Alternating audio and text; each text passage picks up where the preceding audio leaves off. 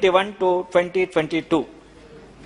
This is a good step forward, but seeing as now the development of Indian sports persons is the utmost importance in the wake of our victories at the Olympics and the Paralympics.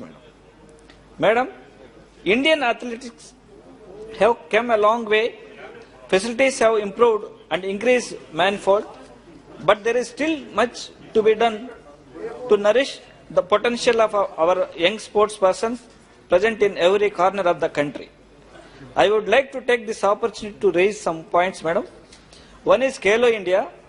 Khelo India, the country's flagship scheme to develop sports at the grassroots, has been allocated 974 crores, a rise of 48.09%. Yet this increase by itself is not enough, madam.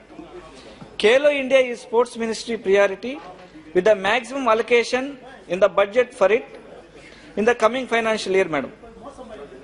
It would be helpful to understand where these funds are being apportioned in the scheme and what subcomponent is taking priority.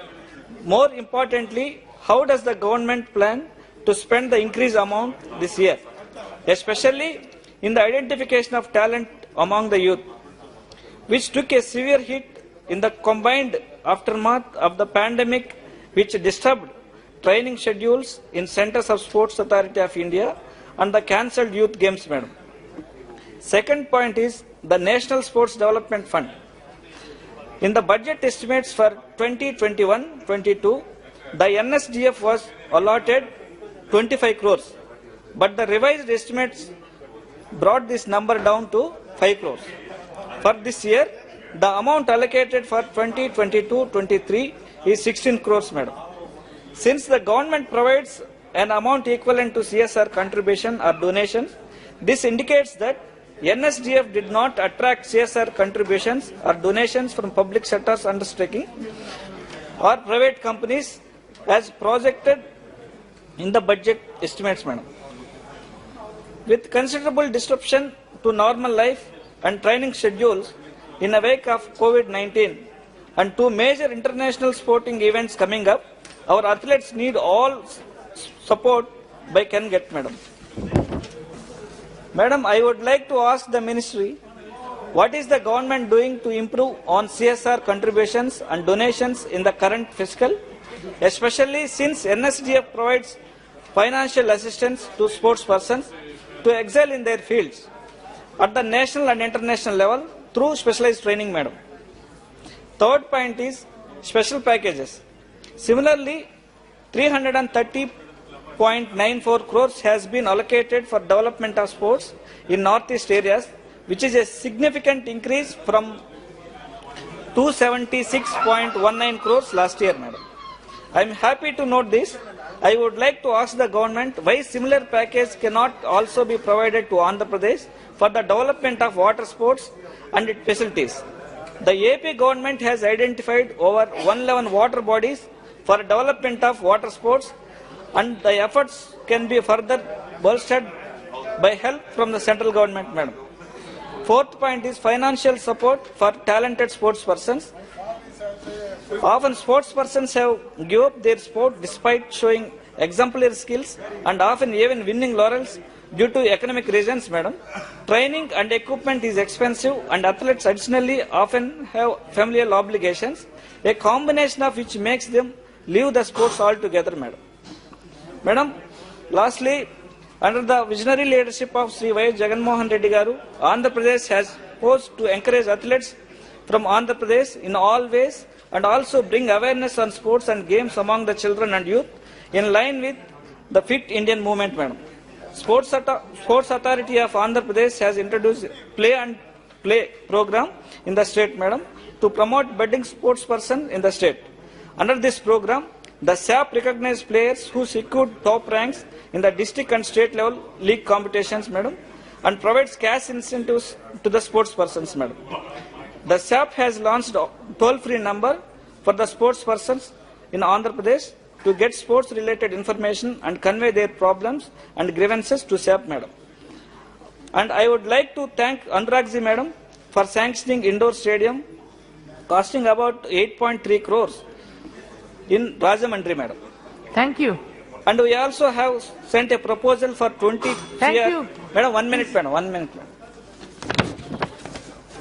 And it may request, madam, Andhra Pradesh government has requested central government to support develop sports infrastructure in Padmavati Mahila Vishwavidyalayam, Tirupati, madam, under the Kelo India program.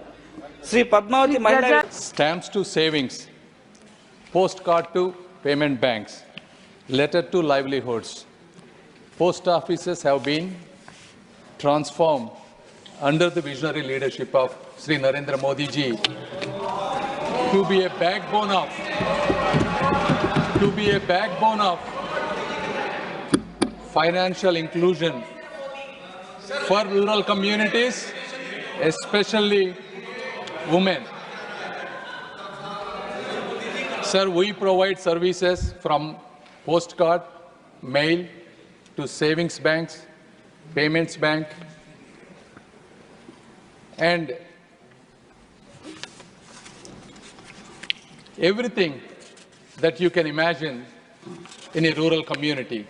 More than 80 services, government to citizen, business to citizen services, whether you call it paying the bills, buying the train tickets, or receiving government beneficiary schemes such as Manrega or PM Kisan.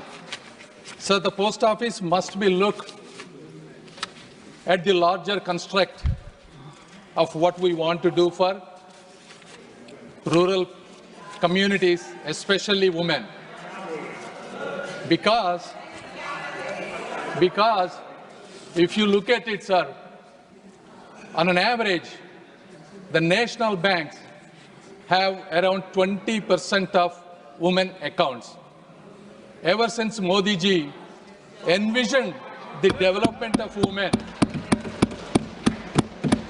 and the initiation of India, please listen, India's Post Payments Bank, we have opened more than 45% of women accounts.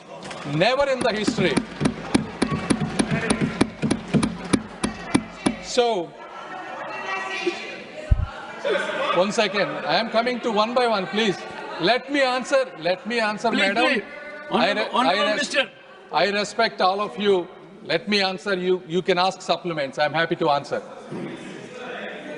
Sir, under IT modernization, we spent 5,700 crores.